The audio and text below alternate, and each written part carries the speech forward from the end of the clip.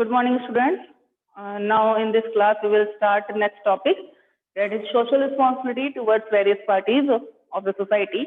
हमारी सोसाइटी के लिए क्या क्या हमारी डिफरेंट हमारी ड्यूटीज बनती हैं, क्या क्या हमारी सोशल रिस्पॉन्सिबिलिटीज हैं, उनको हम इस वीडियो में देखेंगे यार। अब इससे प्रीवियस वीडियो में हमने सोशल रिस्पॉन्सिबिलिटी का कॉन्सेप्ट पढ़ लिया था, उसका मीनिंग देखा था, case for and case against हमने वहां पर देखे थे कि अगर हम सोशल रिस्पॉन्सिबिलिटी फुलफिल करते हैं तो उससे रिलेटेड हमें क्या क्या बेनिफिट्स हमें मिल सकते हैं फुलफिल करने से, और अगर हम सोशल रिस्पॉन्सिबिलिटी फुलफिल करते हैं तो क्या क्या हमें नुकसान हो सकते हैं या फिर क्या क्या इनएफिशिएंसी हमारे बिजनेस में आ सकती है, वो चीजें हमने देख ली थी।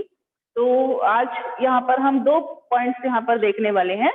फर्स्ट वन इज हमारी social responsibility towards the owner और the investor of the business, और the second one is employees के लिए हमारी क्या क्या सोशल रिस्पॉन्सिबिलिटीज हैं। सबसे पहली बात, क्लास स्टार्ट करने से पहले, इनकी रिस्पॉन्सिबिलिटीज बताने से पहले मैं एक पॉइंट बताना चाहूंगी कि हमारी कंपनी में, जो हमारे बिजनेस में या कंपनी में बात करें तो इन्वेस्टर्स कौन लोग होते हैं। ठीक, investors are those persons who invest the money in our business. वो पर्टिकुलर पर्सन्स जो हमारे बिजनेस में मनी इन्वेस्ट कर रहे हैं, जिन्होंने पैसे लगाए हैं हमारे बिजनेस में, उन सबको हम क्या कहते हैं, इन्वेस्टर्स कहते हैं। ठीक, अब ओनर और इन्वेस्टर ये दोनों एक कैसे हो सकते हैं। सपोज करो मैं ओनर हूँ अपने बिजनेस की, मैंने एक बिजनेस स्टार्ट किया तो I am the owner, but मेरे बिजनेस में मेरे फ्रेंड ने पैसे लगाए हुए हैं, ठीक, वो मेरा इन्वेस्टर है। वो कौन है, इन्वेस्टर। कभी कभी क्या होता है, in the case of company owner और इन्वेस्टर सेम भी होते हैं। कंपनी में क्या होता है, ओनर और इन्वेस्टर क्या होते हैं, सेम होते हैं, बिकॉज ऑफ वहां पे जो भी पर्सन कंपनी में मनी इन्वेस्ट करता है as a equity share holder, they will get the ownership of the company. उनका मिल जाती है, उनको कंपनी की ओनरशिप मिल जाती है। वहां पर जो इक्विटी शेयर होल्डर्स होते हैं, जो कंपनी मनी इन्वेस्ट करते हैं, वो कंपनी के ओनर बन जाते हैं, राइट। बट बिजनेस के केस में थोड़ा सा अलग हो जाता है। जो हमारे पार्टनरशिप और फुल पार्टनरशिप है, वहां पर ओनर अलग पर्सन है और इन्वेस्टर दूसरे हो सकते हैं, बट फिर भी हमारी उनके लिए क्या बन सकती है, ड्यूटीज हो सकती है हमारे इन्वेस्टर्स के लिए, जिन्होंने हमारे बिजनेस में पैसे इन्वेस्ट किए हैं, राइट। तो उसमें से सबसे पहले हम वन बाय वन एक ड्यूटीज करके पढ़ते हैं। First one is safety of capital.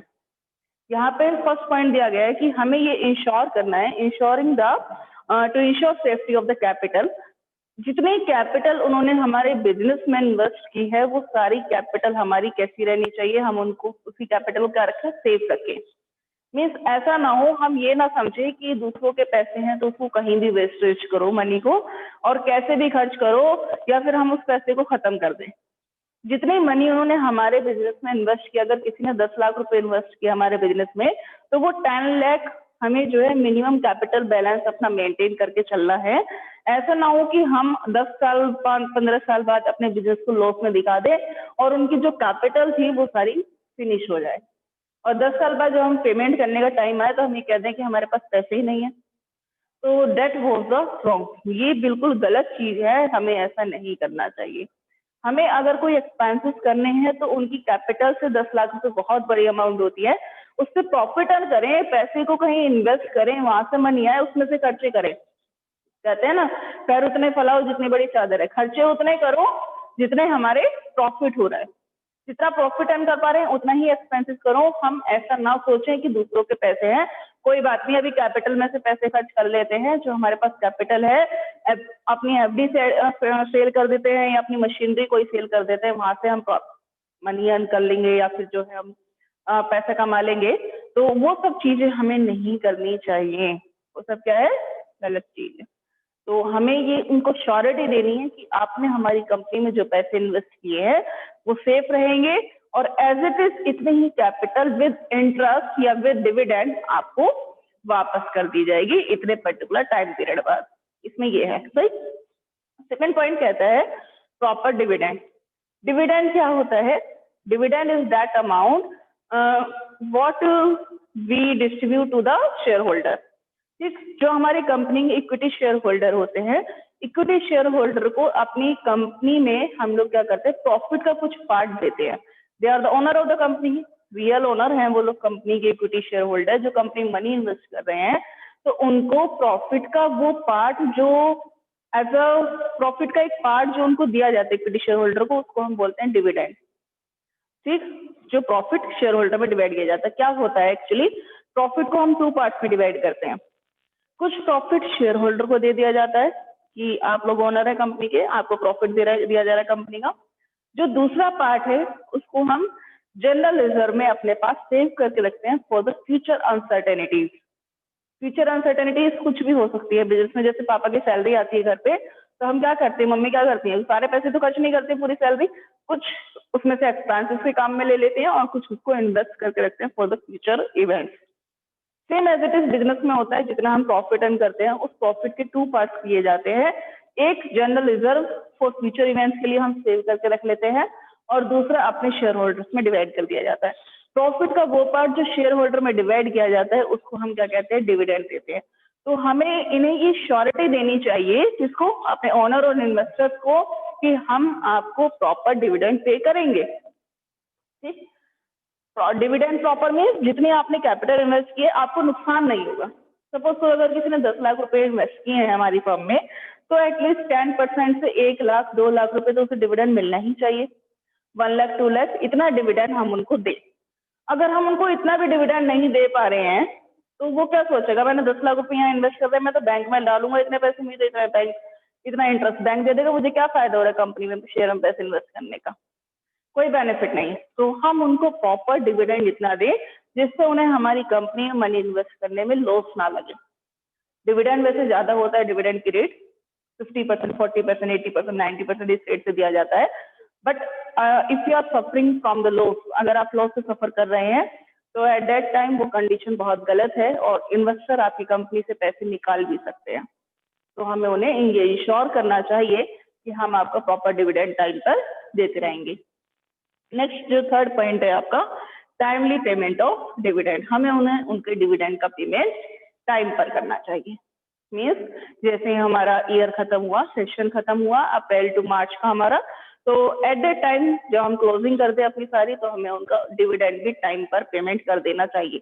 जैसे हम लोग ये एक्सपेक्ट करते हैं कि हमें पैसों की जरूरत है, हमने शेयर इशू करे, लोग हमारी कंपनी में मनी इन्वेस्ट कर दे टाइम पर, हमारे पास टाइम पे सारी मनी अवेलेबल हो जानी चाहिए। हम लोग ये एक्सपेक्ट करते हैं शेयर होल्डर से कि उन्होंने हमारी अलॉटमेंट मनी टाइम पे नहीं दी, हमारी एप्लीकेशन मनी टाइम पे नहीं दी। मैंने बताया था आपको एप्लीकेशन अलॉटमेंट मनी क्या होती है, ठीक है। आपने अगर मेरी प्रीवियस सारी क्लासेस आप लोग रेगुलर ले रहे हैं तो आपको समझ में आ गया होगा मैंने क्या बोला अभी। होता क्या है कि जो हम शेयर इशू करते हैं, तो शेयर की, जैसे सपोज करो कि एक शेयर हमारा 100 रुपीज का है, तो 100 रुपीज हम एक बार में नहीं लेते हैं शेयर होल्डर से, उसको इंस्टॉलमेंट में वसूल किया जाता है। ठीक, तो हम कहेंगे कि पहले वही, अगर आपको 2 शेयर परचेस करने हैं तो एक शेयर की वैल्यू कितनी है, 100 रुपीज। आपको कितने रुपए देने पड़ेंगे, 200 रुपए देने पड़ेंगे। तो 200 रुपए एक बार में देने की जरूरत नहीं है, आप क्या कर सकते हैं, उसको इंस्टॉलमेंट में दे सकते हैं। पहले 25 रुपए दे दिए 100 में से, फिर 20 दे दिए, फिर 25 दे दिए, फिर 20 दे दिए, 4 इंस्टॉलमेंट दे सकते हैं। उसको हम बोलते हैं application money, allotment money, first call और सेकंड कॉल। बेटा 1 मिनट। इसके बाद अब होता क्या है कि जैसे हम इन्वेस्ट कर रहे हैं, कोशिश कर रहे हैं, हम लोग एक्सपेक्ट कर रहे हैं कि हमारी टाइम पे मनी दें वो लोग, तो हमें भी उनका डिविडेंड टाइम पर उन्हें पे करना चाहिए। नेक्स्ट जो फोर्थ पॉइंट कह रहा है, प्रोग्रेस ऑफ ऑर्गेनाइजेशन। मीन्स हमें उन्हें टाइम टू टाइम इन्फॉर्म करते रहना चाहिए कि हम आपके पैसे से अपनी ऑर्गेनाइजेशन की प्रोग्रेस कर रहे हैं। ये भी हमें उन्हें इन्फॉर्म करना है अपने इन्वेस्टर्स को। एक कॉमन मैसेज हम उन्हें डाल सकते हैं कि आपने हमारी कंपनी इन्वेस्ट किया और हमने इस पर्टिकुलर इन्वेस्टमेंट से, इस कैपिटल से अपनी इतनी कैपिटल जनरेट की है, इतना प्रॉफिट हमने अर्न किया, हमने इस तरीके से अपने बिजनेस का एक्सपेंशन कर रहे हैं, ये हमारा फ्यूचर प्लान है। तो जो भी हमारे बिजनेस की प्रोग्रेस चल रही है उसके बारे में हम उन्हें इन्फॉर्म कराते रहें कि आप बिल्कुल भी टेंशन ना लें, आप बिल्कुल भी परेशान ना हो अपनी कैपिटल को लेकर, आपकी जो कैपिटल है वो सही जगह पर चल रही है और हम इस तरीके से प्रोग्रेस कर रहे हैं। मीन्स हमें उन्हें क्या रखना है, सेटिस्फाई रखना है, जिससे कि वो लोग हमारी कंपनी से अपने पैसे ना निकाले, अपने शेयर सेल आउट ना करें। ठीक है, तो उनको टाइम टू टाइम हम क्या करते रहे, अपने बिजनेस की प्रोग्रेस के बारे में इन्फॉर्म करते रहे। नेक्स्ट पॉइंट इसमें दिया है बेटा, प्रॉपर यूटिलाइजेशन ऑफ कैपिटल। उन्होंने जितने भी कैपिटल हमारी कंपनी में इन्वेस्ट किए हमारे शेयर होल्डर ने, उस पर्टिकुलर कैपिटल को हम क्या करें, प्रॉपरली यूटिलाइज करें। जो मैंने फर्स्ट पॉइंट में बात की थी, safety of capital. Safety means कि इन दोनों में क्या फर्क है, पहले ये देखिए। सेफ्टी का मीन्स क्या है कि हम उसकी कैपिटल को, उनकी कैपिटल खत्म ना कर दें, बिल्कुल फिनिश ना कर दें। अगर किसी ने 10 लाख रुपए हमारी फर्म में इन्वेस्ट किए तो हम 10 साल बाद उनसे ये ना कहें कि अब हमारे पास पैसे नहीं है। उनकी कैपिटल उतनी बनी रहनी चाहिए। और प्रॉपर यूटिलाइजेशन में क्या करने की कोशिश कर रहे हैं कि जो उन्होंने मनी इन्वेस्ट किया हमारी फर्म में उसको हम प्रॉपर यूटिलाइज करें, इधर उधर बेकार की जगह पर वेस्टेज ना करें, उसकी फिजूल खर्ची ना करें उसमें से। ठीक है, उसमें से ये कहने का मतलब है। और लास्ट पॉइंट इसमें कह रहे हैं, यहाँ पर मैंने लिखा हुआ है बेटा, ट्रीट इक्वली मीन्स, इसको एक बार पूरा देख लेते हैं। To treat different type of share holders equally, यहाँ पर ये कहना चाह रहे हैं कि जितने भी हमारे डिफरेंट टाइप की शेयर होल्डर्स होते हैं, बहुत सारे टाइप के शेयर होल्डर होते हैं, 12th में जाओगे तब पढ़ोगे। एक इक्विटी शेयर होल्डर है, प्रेफरेंस शेयर होल्डर है। प्रेफरेंस में भी 8 टाइप के शेयर होल्डर होते हैं। तो हमें क्या करना है, हमारी कंपनी में जितने भी टाइप के शेयर होल्डर है उन सबको इक्वली ट्रीट करना चाहिए। इक्विटी शेयर होल्डर भी 2 टाइप के होते हैं, उसको भी हम 12th में देखेंगे आगे। तो उसमें भी क्या है, आगे आगे मेजोरिटी और वेराइटीज है बहुत सारी। तो वो सब चीजें हमें ये ध्यान रखना है कि हमें ये नहीं सोचना है कि हम हमारे क्यूमुलेटिव टाइप के हैं, ये हमारी इक्विटी है, ये हमारे कैपिटल गेन वाले हैं, ये हमारी कंपनी में इन्वेस्ट करने वाले हैं, ये डिविडेंड नहीं चाहते हैं, या हम इनको ऐसे ट्रीट करें, हम इनको ऐसे ट्रीट करें। जितने भी टाइप के शेयर होल्डर है हमें उन सबको इक्वल ट्रीट करना चाहिए और सबको इक्वल पर्टिकुलर अमाउंट से उनको क्या देना चाहिए, डिविडेंड देना चाहिए इक्वल रेट से। अब आगे ये दो जो हमारी रिस्पॉन्सिबिलिटीज थी वो किसके टुवर्ड्स थे, हमारे ऑनर और इन्वेस्टर्स के लिए थी। कुछ रिस्पॉन्सिबिलिटीज हमारे एम्प्लॉयज के लिए भी बनती है, हमारी कंपनी की, बिजनेसमैन की। तो बिजनेसमैन की जो फर्स्ट सबसे पहले रिस्पॉन्सिबिलिटी अपने एम्प्लॉयज के लिए बनती है। सोचिए आप बिजनेस में काम कर रहे हैं, आप खुद प्रॉफिट ले रहे हैं, बाहर वाले जो इन्वेस्टर जिन्होंने पैसे इन्वेस्ट किए उन्हें क्या दे रहे हैं, आप रिटर्न दे रहे हैं, डिविडेंड दे रहे हैं, प्रॉपर उनकी कैपिटल को सेव करके रख रहे हैं। क्या सारा काम बिजनेस का आप अकेले कर रहे हो? नहीं, बहुत सारा स्टाफ आपके साथ मिला हुआ है जो रेगुलर आपको सपोर्ट करता है, आपको कॉपरेट करता है। उसकी कॉपरेशन के बिना आप वो काम नहीं कर पाओगे, वो प्रॉफिट ही नहीं अर्न कर पाओगे। तो जो एम्प्लॉयज आपके अंडर में वर्क कर रहे हैं, चाहे वो मैनेजर्स हैं, वर्कर्स हैं, पियोन्स हैं, चाहे कोई भी है, आपको उन सबको क्या करना है, उनके लिए भी कुछ ड्यूटीज हैं, आपको उनके लिए भी कुछ काम करने हैं, क्योंकि वो आपकी कंपनी में बने रहें, वो आपकी कंपनी छोड़ के ना जाए। सोचिए अगर वो लोग आपकी कंपनी से खुश नहीं है तो आज आपने नया एम्प्लॉय अपॉइंट करा, वो 1 महीने बाद उसे कंपनी का एटमॉस्फेयर पसंद नहीं आया, छोड़ के चला जाएगा। फिर दूसरा रखेंगे, फिर वो 2 महीने रहा, फिर उसे पसंद नहीं आया, उसे कुछ वहाँ की चीज अच्छी नहीं लगी, उसे वहाँ का सैलरी पैकेज अच्छा नहीं लगा, एटमॉस्फेयर अच्छा नहीं लगा, फिर वो छोड़ के चला जाएगा। होगा क्या, एक महीने में आप उसे काम 10-15 दिन में तो वो जो नया एम्प्लॉय है आपकी कंपनी में सेटल ही हो रहा है। आया, उसने काम देखा, सीखा, 1 दिन, 3 दिन, 4 दिन तो ऐसे ही निकल जाते हैं। देखता है, सबसे मिलता है, जुलता है, अपनी ड्यूटीज समझता है। वो 10-15 दिन बाद जाके वो फ्लो में थोड़ा सा काम करने लगता है, उसे थोड़ी सी परेशानियों का सामना करना पड़ा, वो कंपनी छोड़ के चला गया। तो आपने उसे 1 महीने की सैलरी बिना मतलब दी और वो वहां से चला गया, आपने उससे कुछ काम भी नहीं ले पाए।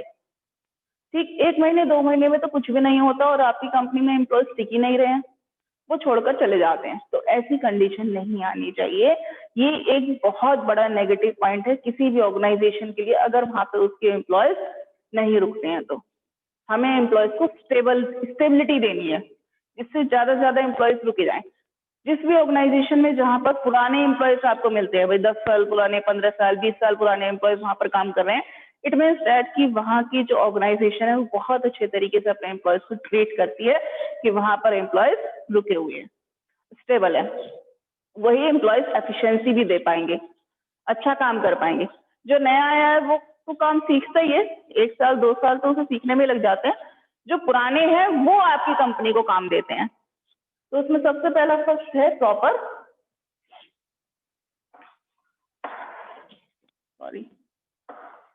Proper remuneration. हमें अपने एम्प्लॉयज को जो रेम्युनरेशन है, रेम्युनरेशन का मीन्स यहाँ पर बेटा सैलरी से है, उन्हें प्रॉपर रेम्युनरेशन देना चाहिए एम्प्लॉयज को। प्रॉपर रेम्युनरेशन का मीन्स क्या है, भाई आप कहोगे जितना हमारे बजट में हम उतने में तो अपॉइंट करेंगे अपने एम्प्लॉयज को, है ना। तो बजट अपना इतना बनाए कि हम अगर किसी वर्कर को अपॉइंट कर रहे हैं तो वर्कर को ऐसी फीलिंग नहीं आनी चाहिए, सामने वाली कंपनी में तो वो पर्सन काम कर रहा है, वो भी सेम काम कर रहा है स्टिचिंग का, मैं भी यहाँ पे सेम काम कर रहा हूँ स्टिचिंग का, उसे वहाँ 10,000 मिल रहे हैं, मुझे यहाँ 5,000 मिल रहे हैं। मैं यहाँ से छोड़ के जाऊँ, उसके मन में सोचो जब 24 आवर यही फीलिंग आती रहेगी तो वो काम क्या करेगा आपकी कंपनी में? करेगा काम? नहीं करेगा। तो उसके मन में ऐसी फीलिंग नहीं आनी चाहिए बिल्कुल भी। हमें उन्हें ऐसा प्रॉपर रेम्युनरेशन फिक्स करके देना है जिससे कि वो लोग एक तरफ से सेटिस्फाई होकर, मेंटली सेटिस्फाई होकर सैलरी की तरफ से आपकी कंपनी में काम करें। इसमें कोई दो राय नहीं है, कोई भी एम्प्लॉय अगर कंपनी में आता है काम करने के लिए तो वो सैलरी के पॉइंट ऑफ व्यू से आता है, उसे सैलरी चाहिए। भाई सबको अपनी जीविका चलानी है, सबको अपनी, आप भी तो बिजनेस प्रॉफिट अर्न करने के लिए कर रहे हैं, तो एम्प्लॉयज को भी क्या चाहिए? अपनी सैलरी चाहिए, उसे भी अपना परिवार चलाना है, अपनी फैमिली का देखना है, तो उसे भी अपनी लाइफ अपना स्टैंडर्ड ऑफ लिविंग इंक्रीज करना है, कोई भी है चाहे वो, तो हमें उन्हें प्रॉपर रेम्युनरेशन देना चाहिए जो उनके मन में नेगेटिव फीलिंग ना लाए।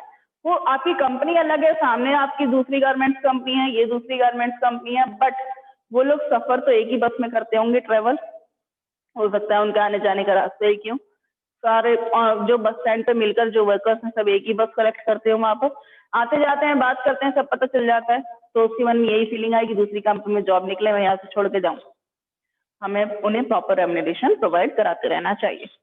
नेक्स्ट कह रहा है क्लीन एटमॉस्फेयर, मीन्स हमें ये इंश्योर करें, ये इंश्योरिटी दें अपने एम्प्लॉयज को कि हम आपको जो है प्रॉपर क्लीनिंग एनवायरनमेंट प्रोवाइड करा रहे हैं, एटमॉस्फेयर हम आपको बहुत क्लीन प्रोवाइड करा रहे हैं। अगर एम्प्लॉय से काम करने की जगह ही इतनी गंदी है कि वहां से स्मेल आ रही है, सोचिए कि वहां पे आप सफाई नहीं कराते, क्लीनिंग नहीं कराते, इतनी डर्टीनेस है वहां पर, और जो वहाँ का प्रोडक्शन डिपार्टमेंट है वहां से बहुत ज्यादा स्मेल्स आती हैं, बहुत ज्यादा वेस्ट मटेरियल वहां पड़ा रहता है और वहां की क्लीनिंग नहीं होती एट दैट टाइम, क्या वर्कर्स वहां पर हैप्पी होकर काम करेंगे? नहीं करेंगे। तो हमें उन्हें क्या करना है? प्रॉपर क्लीनिंग इन्वायरमेंट प्रोवाइड कराना है, ये भी हमारी ड्यूटी बनती है। नेक्स्ट पॉइंट नंबर 3 कह रहा है रेस्पेक्टिंग इंडिविजुअल डिग्निटी। सबकी, देखिए कोई भी किसी भी पोस्ट पर है, कोई कितना भी बड़ा कितना भी छोटा क्यों ना हो, सबकी अपनी सेल्फ रेस्पेक्ट होती है, सबकी अपनी डिग्निटी है, आत्मसम्मान जिसे हम बोल देते हैं, सबकी अपनी सेल्फ रेस्पेक्ट है। अब हम पियोन से बार बार कहीं पानी बिखेर के यहाँ साफ करो, यहाँ साफ करो, यहाँ साफ करो, क्या उनकी कोई सेल्फ रेस्पेक्ट नहीं है कि आप जानबूझ के पानी बिखेर के उनसे साफ करवा रहे हैं? That is the wrong way, वो चीज गलत है।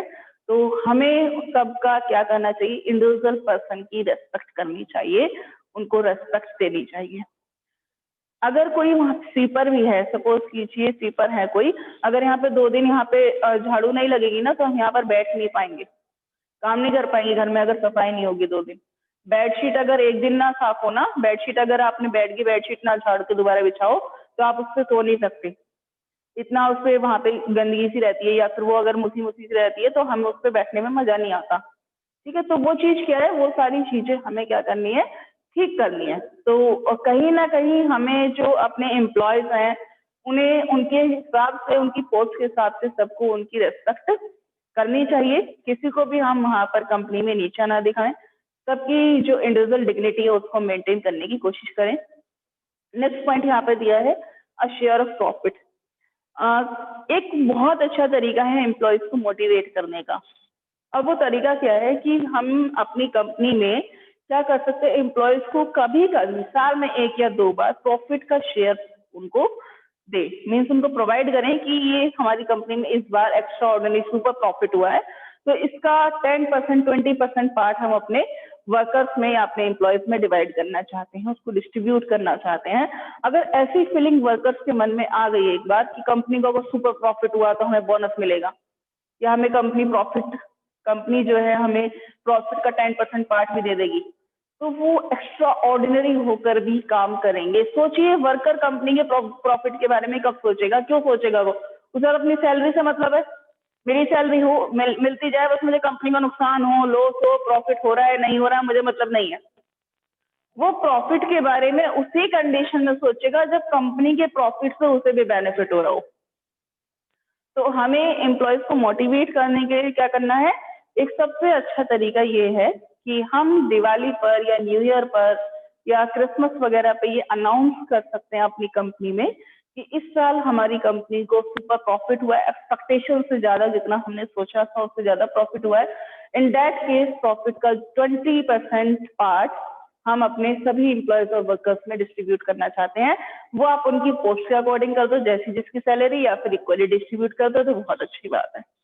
तो इससे क्या होता है, वर्कर्स, एम्प्लॉयज, मैनेजर सब मोटिवेट होते हैं और अच्छा काम करने के लिए। अरे कोई बात नहीं, कंपनी का प्रॉफिट या टारगेट पूरा हो गया ना, कोई बात नहीं, और ज्यादा काम करेंगे हम नेक्स्ट मंथ। सपोज करो हमारा आज का टारगेट पूरा हो गया, तो वर्कर्स क्या होते हैं, बैठ जाते हैं खाली, टारगेट पूरा हो गया ना, अब क्या करना है, छोड़ो काम, छुट्टी ले लेते हैं, टारगेट पूरा हो गया। बट टारगेट पूरा होने के बाद भी उस कंडीशन में वो काम पर लगे रहेंगे, क्योंकि उनके मन में क्या फीलिंग आएगी, टारगेट पूरा हो गया, कंपनी का एक्स्ट्रा प्रॉफिट होगा तो यार हमारा भी कुछ फायदा होगा, दिवाली अच्छी बन जाएगी। काम करते हैं, चलते हैं ऑफिस, छुट्टी नहीं लेते, उनके मन में अच्छी फीलिंग आती है। तो काम कराने की जो थोड़े से टेक्निक्स हैं कुछ, जिससे हम अपने एम्प्लॉयज को क्या कर सकते हैं, उनकी तरफ एक अच्छी रिस्पॉन्सिबिलिटी भी अपनी फुलफिल कर सकते हैं। नेक्स्ट है इसमें पॉइंट बेटा सिक्योरिटी का।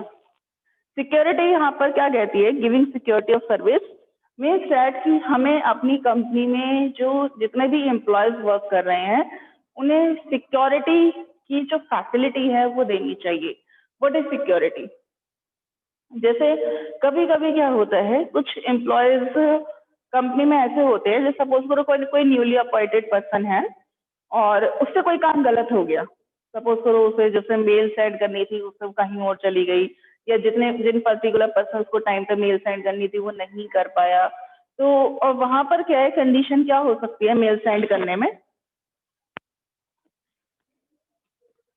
उससे काम गलत हो गया, तो जो उसके सीनियर्स हैं वो उसके इतना ज्यादा डांट रहे हैं, और उसके सीनियर ने उस एम्प्लॉय को बहुत ज्यादा डांटा, उनके डांटने से वो इतना ज्यादा डर गया, उसके मन में एक फीलिंग आ गई कि अगर मैंने नेक्स्ट टाइम अगर कोई भी गलती की तो मुझे कंपनी से निकाल दिया जाएगा।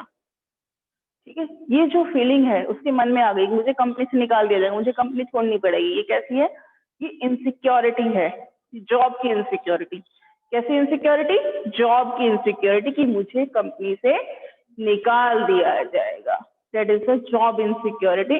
तो हमें क्या देना है अपनी कंपनी में, जॉब की सिक्योरिटी देनी है अपने सभी एम्प्लॉयज को, कि आप अच्छे तरीके से मन लगा करके काम करें, कोई गलती अगर थोड़ी बहुत होती है ऊंच नीच तो हम देख लेंगे, आप अच्छे तरीके से काम करें, जॉब की पूरी सिक्योरिटी, आपको कंपनी से नहीं निकाला जाएगा। ये फर्क होता है टेम्पररी और परमानेंट जॉब में। टेम्पररी मीन्स आपको निकाल दिया जाएगा, परमानेंट मीन्स आपकी कंपनी में जो जॉब है वो कैसी है, बिल्कुल फिक्स है, आपको कंपनी से नहीं निकाला जाएगा। लोग गवर्नमेंट जॉब की तरफ क्यों भागते हैं? इसलिए तो जितना जहाँ भागते हैं, क्योंकि वहां पे जो जॉब है वो कैसी है, परमानेंट है, जॉब की सिक्योरिटी वहां मिल रही है, एक बार ज्वाइनिंग होगी गवर्नमेंट निकालती नहीं है। अब प्राइवेट जॉब में क्या है, टेम्परेरी जॉब्स होती हैं आपकी, एक बार आपने ज्वाइनिंग कर ली, अब सपोज करो ये रिसेशन का टाइम पीरियड चल रहा है, बहुत ज्यादा कोविड का टाइम पीरियड है, तो इस पर्टिकुलर टाइम पीरियड में इतने लोगों की प्राइवेट जॉब्स गई हैं, करोड़ों लोग अनएम्प्लॉयड हुए हैं। क्यों? क्योंकि जॉब सिक्योरिटी नहीं थी, कंपनी ने जॉब से निकाल दिया, कंपनी के पास पैसा नहीं है, प्रॉफिट नहीं हो रहा, कस्टमर नहीं है, तो हम आपको सैलरी कहाँ से दें? ठीक है, तो हमें ये तो चलिए रिसेशन का टाइम पीरियड है, बट नॉर्मल टाइम पीरियड में भी ऐसा होता है कि अच्छा काम नहीं करते या टारगेट पूरा नहीं कर पाते एम्प्लॉयज, तो उनको कंपनी से निकाल दिया जाता है। ऐसी फीलिंग हमें अपने एम्प्लॉयज में नहीं लाने देनी है, हमें उन्हें क्या देनी चाहिए, जॉब की सिक्योरिटी देनी चाहिए। उसके लिए हम कुछ कंडीशंस लगा सकते हैं, जैसे 1 साल 2 साल अगर आप अच्छा काम करोगे तो आपको परमानेंट शिप दे दी जाएगी, परमानेंट शिप कंपनी की आपको परमानेंट कर दिया जाएगा। शुरू में ही हम किसी कंपनी एम्प्लॉय को परमानेंट ना करें, भाई हमें भी नहीं पता एम्प्लॉय कैसा है, हो सकता है वो फ्रॉड हो सकता है वो पर्सन फ्रॉड है, और हमने उसे फाइनेंस डिपार्टमेंट में रख लिया, अकाउंट्स डिपार्टमेंट वो चेक जो है अपने जाली चेक बना के साइन कराया जा रहा है, पैसे निकाल के अपनी जेब में करे जा रहा है, हमें भी नहीं पता चलेगा। 1 साल में 2 साल में हम भी उस पर्सन को देख लेंगे कि वो ठीक है, ऑनेस्ट है या नहीं, वो भी हमें देख लेगा, हम उसको परमानेंट कर देंगे। एक टाइम पीरियड सेट कर सकते हैं, उस टाइम पीरियड बाद हम उस पर्सन को क्या दे दें, जॉब की सिक्योरिटी दे दें। नेक्स्ट पॉइंट है बेटा इसमें पार्टिसिपेशन, मीन्स हमें जो अपने एम्प्लॉयज हैं उनका मैनेजमेंट में पार्टिसिपेशन लेना चाहिए। मैनेजमेंट में मीन्स अगर कोई भी डिसीजन ले रहे हैं हम लोग, या हमें बिजनेस एक्सपेंशन करना है तो मैनेजर्स का हम सजेशन ले सकते हैं। मैनेजर्स को मार्केट में गुड्स सेल करना है, अपना एरिया बढ़ाना है, तो वो अपने सेल्स जो मैन है उनसे सजेशन ले सकता है। आगे जो प्रोडक्शन डिपार्टमेंट सपोज करो परचेज करना है हमें रॉ मटेरियल, अच्छा तो अपने वर्कर्स से सजेशन ले सकते हैं, वर्कर से भी सजेशन लिए जा सकते हैं, क्योंकि वर्कर्स उस रॉ मटेरियल के साथ दिन रात रहते हैं। उन्हें पता है कि लास्ट बार जो फ्लोट आया था गुड्स का, वो रॉ मटेरियल अच्छी क्वालिटी का था, सर इस बार जो फ्लोट आया वो बेकार क्वालिटी का है। तो हमें उनसे भी टाइम पर सजेशन ले लेने चाहिए, मीन्स उनका पार्टिसिपेशन लेना चाहिए डिसीजन मेकिंग में। इससे उनको फीलिंग आती है ऑनरशिप वाली कि हमारी भी वैल्यू है कंपनी में और हमें इम्पोर्टेंस दी जा रही है। ठीक है, तो उनको हमें एक मीटिंग में करके ग्रुपिंग करके उनका पार्टिसिपेशन ले लेना चाहिए। नेक्स्ट पॉइंट है बेटा इंसेंटिव सिस्टम। हमें कंपनी में फॉलो करना चाहिए इंसेंटिव सिस्टम को। ज्यादा से ज्यादा अच्छे से अच्छे हमें इंसेंटिव प्लान ढूंढ कर लाने चाहिए जिससे एम्प्लॉयज मोटिवेटेड रहें काम करने के लिए। इंसेंटिव प्लान में उन्हें मोटिवेटेड करने के लिए हम बहुत सारी चीजें ला सकते हैं, जैसे हम उन्हें बोनस दे सकते हैं या फिर हम उनके लिए जैसे ये वाली बात हो गई जॉब सिक्योरिटी वाली, परमानेंट वाला दे सकते हैं, या फिर मेडिकल फैसिलिटी उनको प्रोवाइड करा सकते हैं। ये होते हैं आपके अलाउंसेस वगैरह होते हैं, अलाउंसेस दे सकते हैं उनको, या जैसे घूमने जाने के कूपन्स होते हैं, उनके वाउचर्स होते हैं, वो दे सकते हैं उनको। ड्राइवर फैसिलिटी हो गई आने जाने की, वो दे सकते हैं, ड्राइवर विद कैब फैसिलिटी। इससे एम्प्लॉयज क्या होते हैं, मोटिवेटेड होते हैं। रेंट फ्री अकोमोडेशन उनको दिया जा सकता है। ये कुछ इंसेंटिव प्लान्स ऐसे हैं जिससे हम क्या कर सकते हैं, अपने एम्प्लॉयज को मोटिवेट कर सकते हैं। ठीक है, तो मीन्स इंसेंटिव प्लान हमें सिस्टम ढूंढ के रखने चाहिए। एक पॉइंट और है बेटा, इसके नीचे ही मैंने लिखा हुआ है सॉल्व लेबर प्रॉब्लम। मीन्स हमें अपने लेबर की जो प्रॉब्लम्स हैं उनको टाइम पर क्या करते रहना चाहिए, सॉल्व करते रहना चाहिए। जो छोटे छोटे इश्यूज हैं वो बहुत बड़े इश्यूज ना बन जाएं। ठीक है, तो हमें उन्हें टाइम पर सॉल्व करते रहना चाहिए। एक पॉइंट है इसमें प्रोवाइडिंग एजुकेशन एंड ट्रेनिंग। जो एम्प्लॉयज हमारे यहाँ पर काम कर रहे हैं, जैसे सपोज करो 10 साल पहले जिसने कंपनी ज्वाइन की थी और अब क्या है कि मॉडर्निटी आती जा रही है, न्यू न्यू टेक्नोलॉजी आती जा रही है, क्या वो न्यू टेक्नोलॉजी सीखने के लिए बाहर जाएगा? नहीं, अपनी कंपनी के अंदर ही हम बाहर से एक्सपर्ट बुलाएं, अपने पुराने एम्प्लॉयज को ट्रेनिंग दिलवाएं। जैसे सपोज कीजिए अब ये एडकॉम वगैरह का सिस्टम चला है या फिर ऑनलाइन क्लासेस चली हैं, जो 10, 15, 20 साल पुराने टीचर्स यहाँ पर काम कर रहे हैं, क्या उनको ये सब आता है ऑनलाइन क्लासेस वगैरह ये अरेंज करना? नहीं आता होगा बाई चांस, सबको नहीं आता। जो नए टीचर्स हैं वो लोग कर लेते हैं, जिनको कंप्यूटर हैंडी है वो इस चीज को कर लेते हैं, बट जो पुराने हैं वो नहीं कर पाते मे बी सभी लोग। तो उनको सीखने के लिए हमें क्या करना पड़ रहा है, ऑर्गेनाइजेशन को अरेंज करना होगा। ऑर्गेनाइजेशन को उन्हें इस चीज की चाहे एजुकेशन देनी पड़े चाहे ट्रेनिंग देनी पड़े, but it is the duty of the organisation कि वो लोग कंपनी छोड़ के बाहर ना जाए सीखने के लिए, कंपनी में ही रहें। जो पुराने एम्प्लॉयज होते हैं दे आर द नीव ऑफ द ऑर्गेनाइजेशन, वो बेस है यहाँ का। तो उन्हें हमें टाइम टाइम पर अगर जरूरत पड़ती है तो एजुकेशन और ट्रेनिंग भी हम लोग अवेलेबल कराएं। Next and last opportunity for promotion and development. हमें अपनी कंपनी में एम्प्लॉयज के लिए टाइम टाइम पर उनके प्रमोशन की अपॉर्चुनिटीज भी अवेलेबल करानी चाहिए। उनके डेवलपमेंट का स्कोप हमें खोल के रखना चाहिए। जो पर्टिकुलर एम्प्लॉयज प्रमोशन चाहते हैं अदरवाइज वो आपकी कंपनी में नहीं रुकेंगे। जो ये चाहते हैं कि हमें प्रमोशन चाहिए, मैं इस पोस्ट हमेशा नहीं रहना चाह रहा, मेरी लाइफ क्या हो गई यार, मैं पूरे हमेशा मैं ये ईमेल ही सेंड करता रहूंगा, मैं ये फाइल ही ट्रांसफर करता रहूंगा हमेशा ही, वो क्या सोचते हैं कि मैं कंपनी चेंज कर लूं। तो हमें क्या करना चाहिए, ऐसे एम्प्लॉयज के लिए जो बहुत अच्छा एफिशिएंट वर्क करते हैं, जो प्रमोशन चाहते हैं, उनके लिए कुछ पर्टिकुलर स्कोप अरेंज करके रखने चाहिए प्रमोशन के और डेवलपमेंट के। मीन्स कभी भी अगर हमें हायर पोस्ट में एम्प्लॉयज चाहिए तो हमेशा हम ऐसी कोशिश ना करें कि बाहर से एम्प्लॉय अपॉइंट करें, जो अच्छा काम कर रहे हैं हम उनका इंटरनल प्रमोशन भी कर सकते हैं। ठीक है, आज के लिए केवल बेटा बस इतना ही, यही बहुत सारे पॉइंट्स हो गए हैं। नेक्स्ट क्लास में हम कंज्यूमर के बारे में पढ़ेंगे और जो हमारे पब्लिक के लिए हमारी कुछ अपनी या गवर्नमेंट के लिए अपनी सोशल रिस्पॉन्सिबिलिटीज है उनको देखेंगे। आज के लिए केवल इतना ही। Thank you and have a nice day to all of you.